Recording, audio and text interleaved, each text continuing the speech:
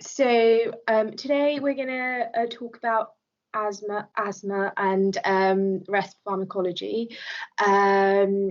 So I don't know if any of you came yesterday. I'll do it sort of similar to that. So I'll sort of ask questions before the slide to check what sort of knowledge you have baseline, and you're welcome to just message on the chat or shout out if you feel comfortable, and I'll leave a little pause and then sort of crack on.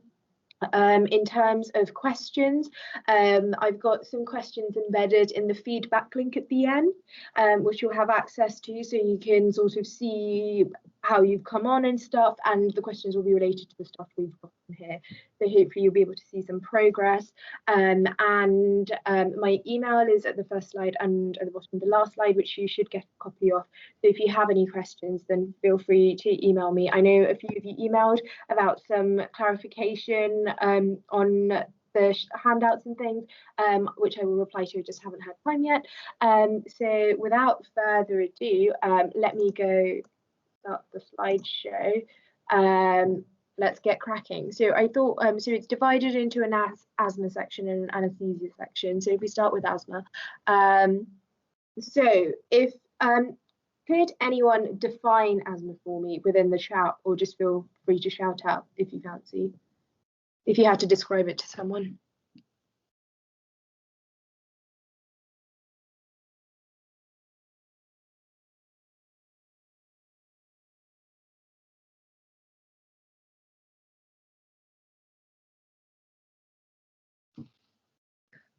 So the simplest explanation would be it's a recurrent, reversible cause of airway obstruction. So the recurrent and the reversible are very important because it's not sort of like a one-off, it's a disease or illness that you have. And the reversible fact is what differentiates it from other conditions, which are characterized by irreversible obstructions. So with asthma, if you bronchodilate or sort of get over the attack, then your normal level is maintained. It's just bronchoconstriction during the acute phase of the attack itself.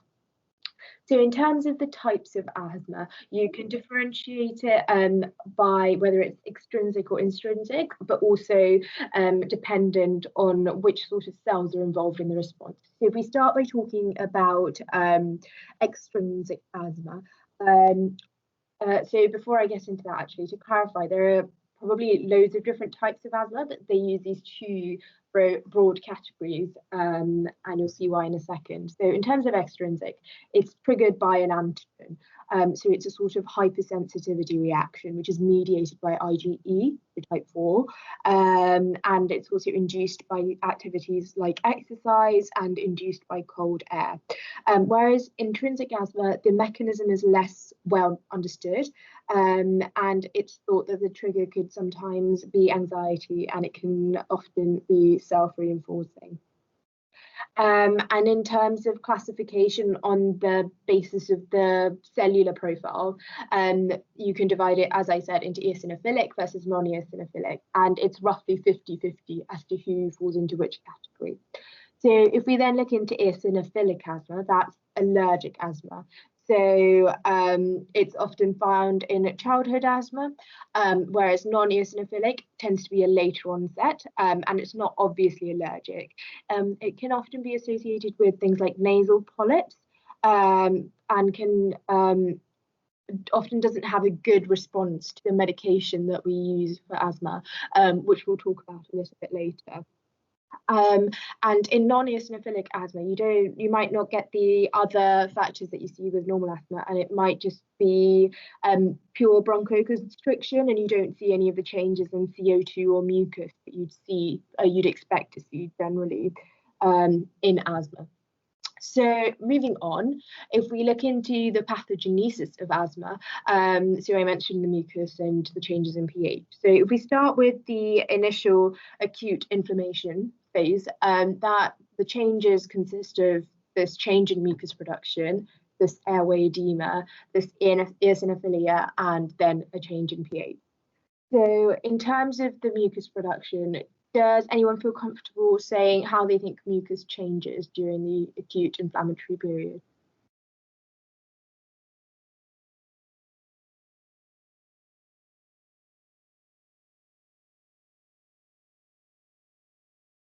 So in terms of mucus production, initially the volume of mucus increases, but actually later on down the line, it's the slide not changing, sorry.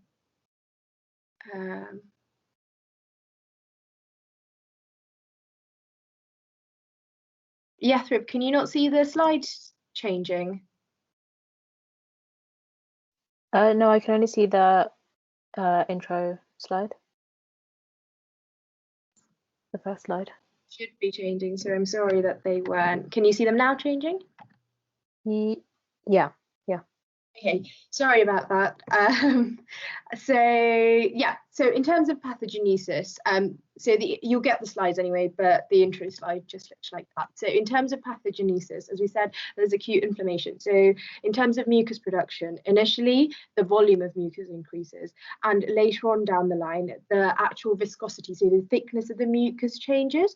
And this is because there's sympathetic activation, which leads to increased mucin. And then airway edema is also seen, which is why you get the narrowing of the bronchi and it feels more difficult to breathe. And does anyone know the receptors which are triggered because of this?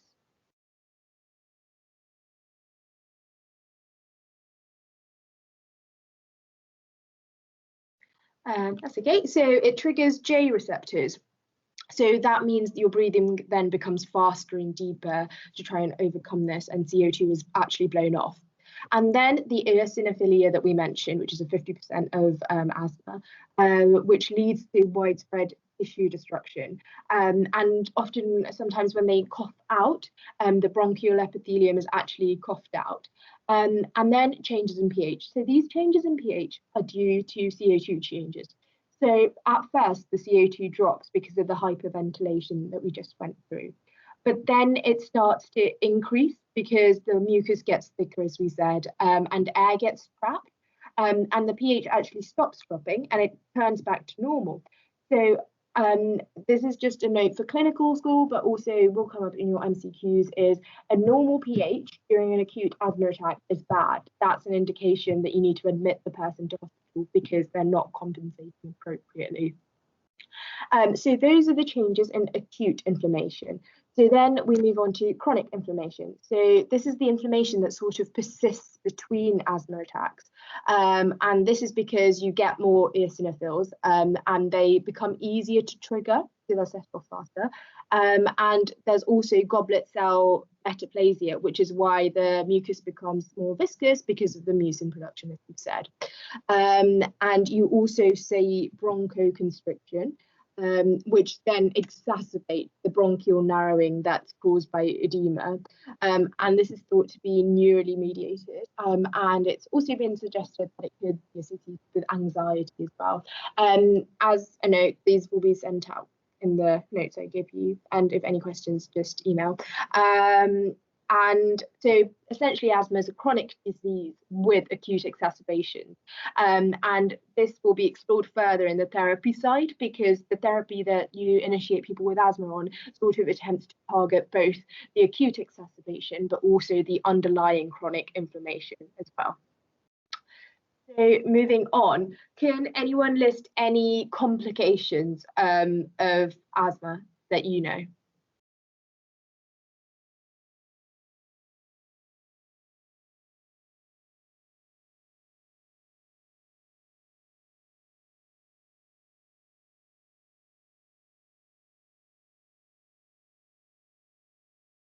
Okay, I'll move on.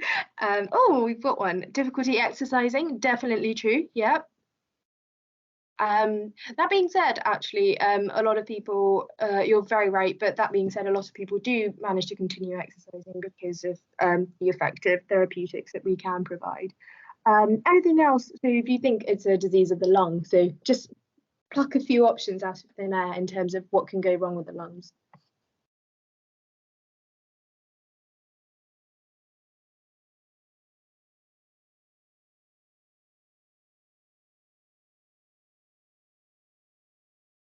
Yeah, it does increase your risk of infections and pneumonia, definitely. The scarring leads to increased risk of infection. Good, that's great, guys. Feel free to carry on and I'll just keep an eye on them. So here are some of the main mechanisms of the changes and the complications that come about from them. So for example, if we go with edema being the initial change, that leads to the dyspnea, so that's the difficulty breathing, which is what one of you said, so they struggle to exercise because they just can't get enough air into the lungs. And then the airway collapse that you can sometimes get often leads to this wheeze that's very characteristic of asthma. You get air trapping, which leads to hyperinflation, and this hyperinflation then can lead to other things like pneumothorax and things. And then you get pulmonary hypertension. So this is within the pulmonary vasculature, and that can lead to cor pulmonale. And you can also get low compliance, which leads to the increased work of breathing. So patients start to feel more tired again with the exercise because they're essentially accumulating CO2 and becoming acidotic. So in terms of complications, you can divide them into sort of the complications you'd see acutely. So you'd see pneumothorax, which is essentially sort of like a punctured lung, for want of a better phrase. So it's like a sort of connection. So you're being less efficient with your breathing, and you can also get right-sided heart failure because the high pressure that you're getting in the alveoli is causing compression of the capillaries within the pulmonary capillaries. So then it's increased resistance, so you get higher pressure. And in the more chronic case, so one of you mentioned that you get scarring and another one of you mentioned the pneumonia. So you're both right. So the scarred bronchus means the cilia don't work as well. So they're less efficient at clearing. So you have a much higher risk of recurrent infections. And also you get cor pulmonale, rarely, to be honest, but that's essentially chronic right heart failure from this resistance within the lung vasculature. So now moving on to the sort of therapy angle. So we've sort of alluded to this a little bit, but if you were to treat asthma, how do you think you'd go about treating it? Or does anyone know any symptoms? Sorry, not symptoms, any medications you use?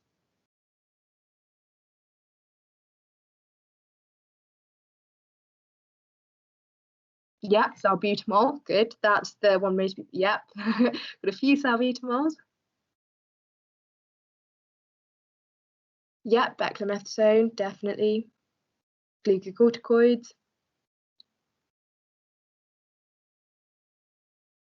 Great, you guys have sort of, yep, ipratropium, really good. You guys have got the whole range essentially. So I sort of divided it into the acute and the chronic phase. So you use bronchodilators like salbutamol and ipratropium in the acute phase. So they sort of offer immediate relief of the symptoms. And this has been shown that sometimes they can actually have a placebo effect if someone's having an anxiety attack as well. And they may not necessarily be treating the underlying disease, but they do provide this immediate relief, which is why people always have their reliever inhaler with them. So in terms of the medication, they're sort of differentiated by the speed with which they act. So you get short acting and long acting. So I think one of you said salbutamol.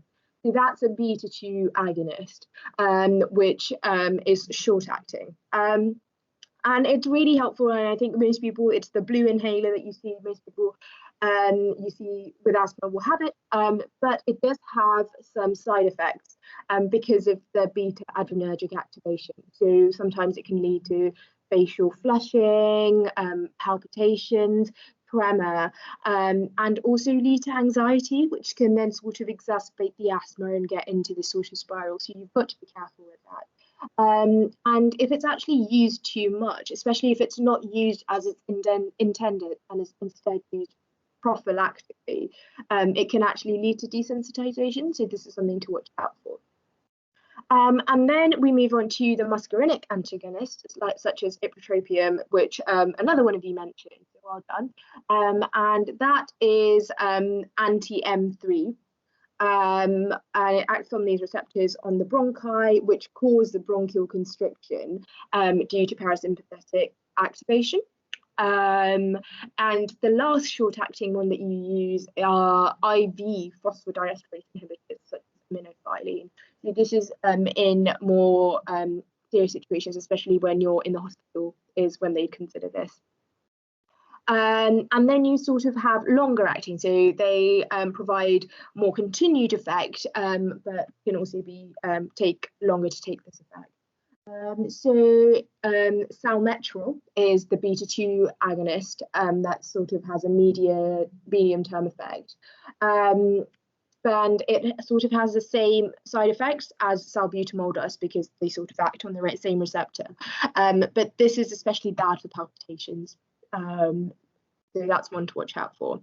Other ones that act as long-acting bronchodilators could be the Muscarinic Antagonist tiotropium, so very similar to ipratropium, and also oral phosphodiesterase inhibitors such as theophylline, which can also be used.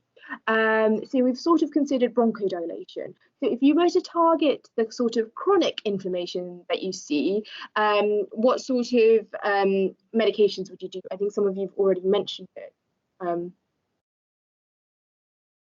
So what sort of response are you targeting there?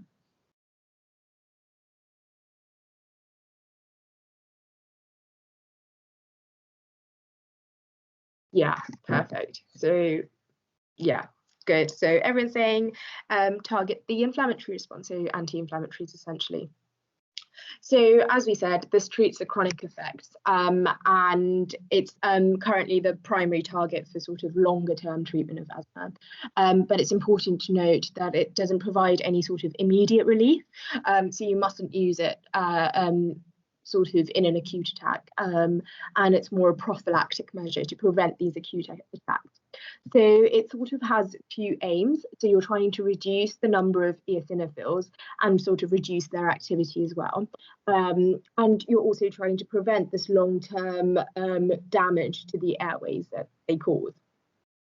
So in terms of targets, usually the main focus has been on targeting slow reacting substances of anaphylaxis, which tend to be a mixture of the leukotrienes, which you'll see are targeted in the treatment. And more recently, other cytokines have also been targeted. It's an important point here to note the difference between eosinophilic versus non-eosinophilic asthma and how these could have different responses to these therapeutics. So as we said, some asthmatics have very high eosinophil counts and some don't. So corticosteroid treatments, which are sort of trying to overcome this eosinophil number, might not be as effective if you don't have that problem in the first place.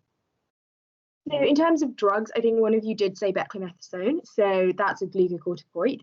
And at a high dose, it is an immunosuppressant. And it's given once or twice a day to sort of suppress the inflammation that these people have. And it's shown to be really effective. So it shows a powerful reduction of incidence and the severity of asthma attacks. And it also does reduce the risk of the downregulation of beta receptors that you'd see from the beta agonist treatment, so the sensitization risk. But if it does, and when it does enter the bloodstream, it can have a chance of systemic side effects. So it's essentially steroid, so it can have all of the effects, especially the immunosuppressive effects. So it can increase your risk of infection. It can change your mood. It can lead to fluid retention, so you weight gain from that. You can become easily bruised, and you can get fat retention as well. So it does have some serious side effects. The next up on the list are the Leukotriene Antagonists. So that's one of the targets, as we said, and they're also anti-inflammatory, and they act very similarly to the steroids and have reasonably similar efficacy, but they do have slightly fewer side effects. And then you have PDE inhibitors as before, and in this case, theophylline, and it sort of acts as a sympathomimetic for bronchial dilation. And it also does have mild anti-inflammatory effects, but it's less favorably used in adults because it just doesn't seem to work as well in them. And you can also utilize anti-IgE antibodies for the allergic asthma that we mentioned which relies a lot on that sort of hypersensitivity response. So that's a sort of chronic treatment, essentially, of asthma that we look at. So there are some other treatments which are not used very commonly. This is sort of last resort treatments. So you can focus on the neural triggers of asthma. So from the bronchial plexus, substance P, neuropeptide Y, and neurokinin A and B are sort of involved in the whole inflammatory and bronchoconstrictory process. So this can be overcome by sodium chromoglycate, which is less commonly used now, but it's posited as a potential mechanism for how sodium chromoglycate works. And as a very, very last resort, you can also do bronchial thermoplasty, which is essentially this radio frequency energy, which is very closely controlled, and it's targeted towards the bronchial wall. And the aim is to reduce the amount of smooth muscle, which leads to obviously reduced bronchoconstriction, which is very effective, but in a very niche cohort. So it's not commonly used, as I'm sure you guys all know. So in terms of the management principles of asthma, because it's such a obviously triggered disease, it's really important to then identify and avoid these triggers. And one of the big no-nos is smoking. So you discourage smoking in people who have asthma, as you would encourage it in anyone really, and also pollutants can also be a trigger. Obviously that's easier said than done, but it's best where possible to avoid them. And then in terms of a sort of summary, if someone has sort of mild, sort of intermittent asthma, then you would choose just to give them salbutamol or ipratropium to sort of keep them going. But if someone has more persistent, or when they do get attacks, it's quite severe, then you want to put them on a preventive regime with, you know, the steroids, the leukotrienes, the long-acting beta agonists. And in very, very severe cases, you can also add in magnesium sulfate, which is a bronchodilator. So this is sort of in a more hospital. But essentially, in terms of asthma management, a good phrase to remember is it's sort of a stepwise approach. So you sort of add in more powerful or more medications as a person's asthma worsens. And you'll see this as you come up towards clinical school. But they're really focused on controlling people's asthma. So they sort of have their own personal asthma diary and are very good at monitoring their symptoms and knowing when their attacks are happening. And sort of patient education about how to manage their asthma is central, because it's something they'll live with for most of their life. So that sort of sums up asthma. I was now hoping to move on to the anaesthesia side. You can ask your questions now on the chat, or feel free to save them up for the end as well. Actually, I weirdly had a summary, so let's go with that. So asthma that begins in childhood is usually allergic. So that's where you treat children with salbutamol and theophylline. And you can then go on to add steroids if it carries on into adulthood. Whereas the asthma that begins in adulthood is more based on polyps. So this is way back to the first slide. And these people may have a high concentration of eosinophils, and they have a less good response to steroids. So you can sort of divide it based on when your patient presents with their initial episodes of asthma, and that will give you a sort of indication in terms of what types of asthma it is and how best to treat it, essentially. So now we can move on to anaesthesia. So if you guys wouldn't mind, if you could message on the chat and say, what is your understanding of anaesthesia as a concept? What are you trying to achieve through anaesthesia?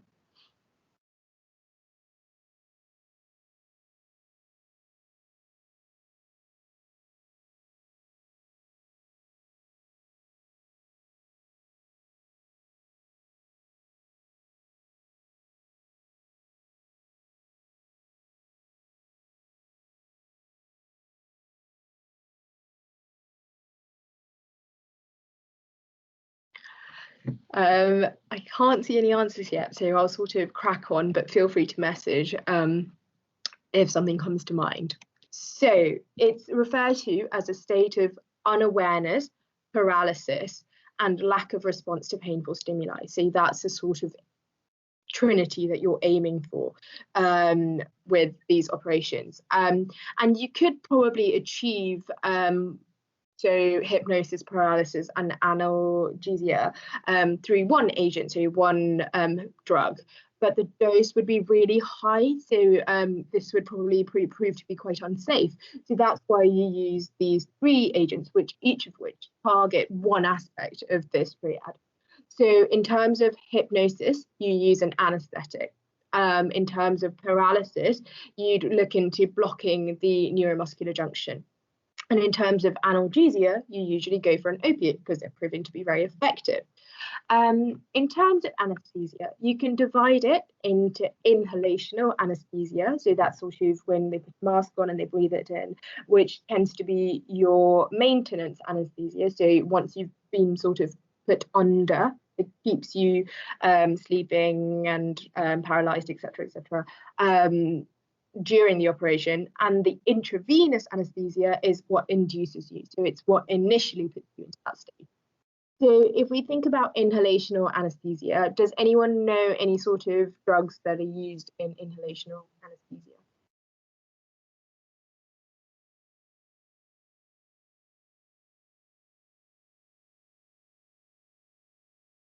Yep, halothane, good. Yep, got a few halothanes. Yep.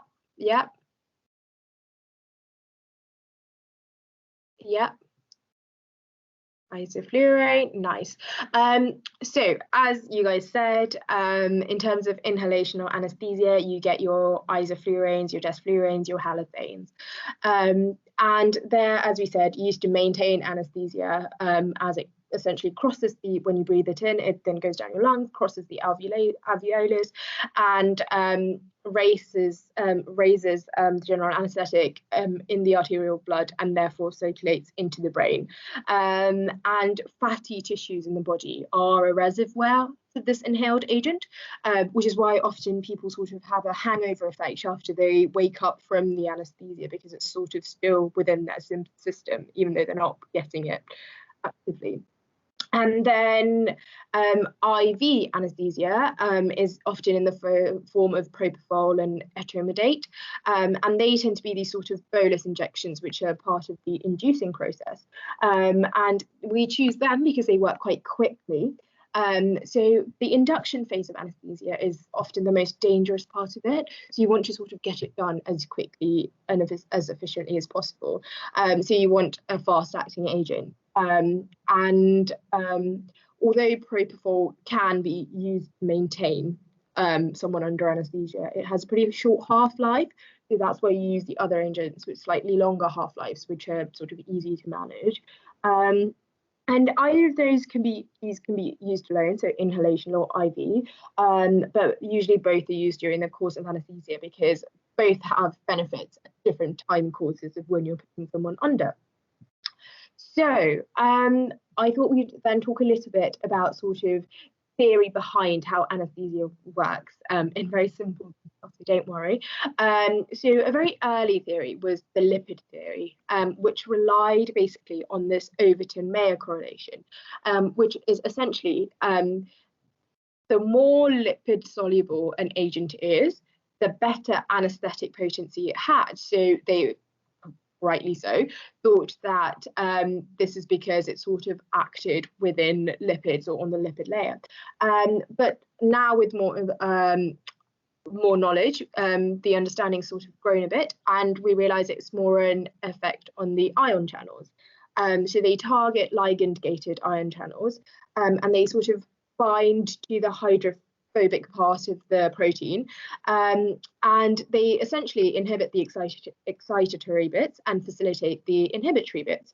So they inhibit the excitatory channels like glutamate, ACH, 5-HT, and facilitate the inhibitory ones like GABA, glycine, potassium channels. And this is probably an oversimplification, but for MCQs at least, I think this should be enough in terms of what you sort of need.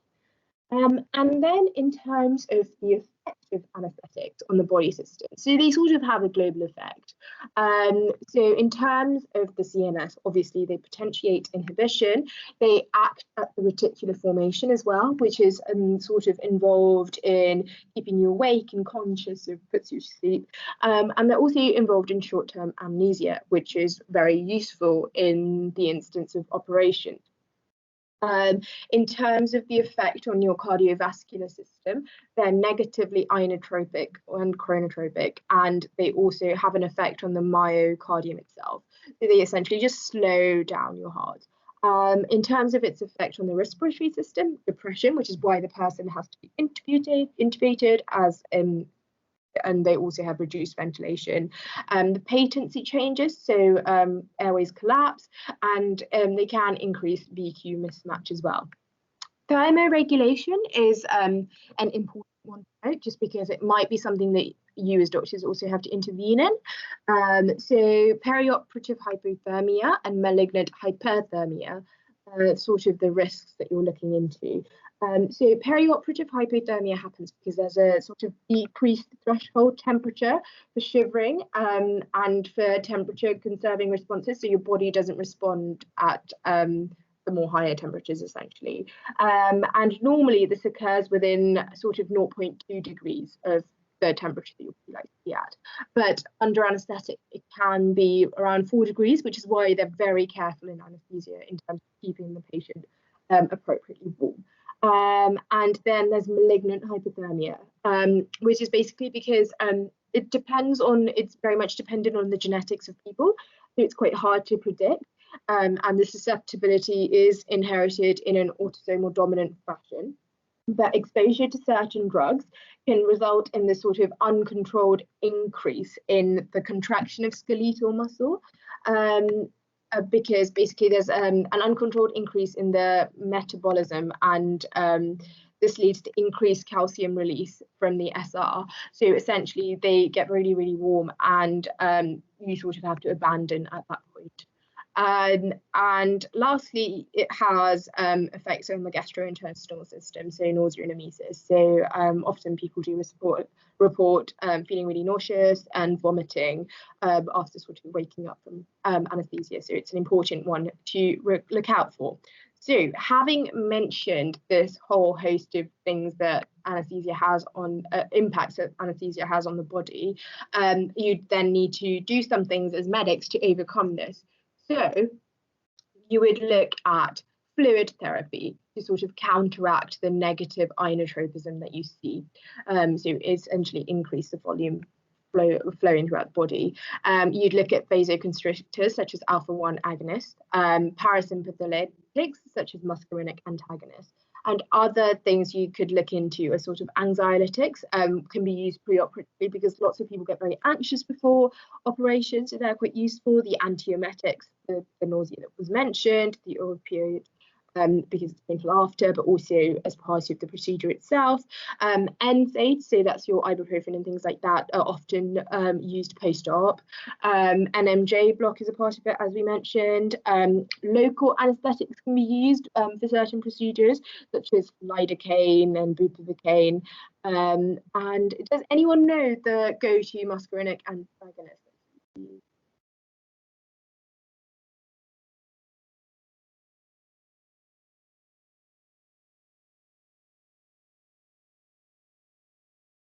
So it's atropine.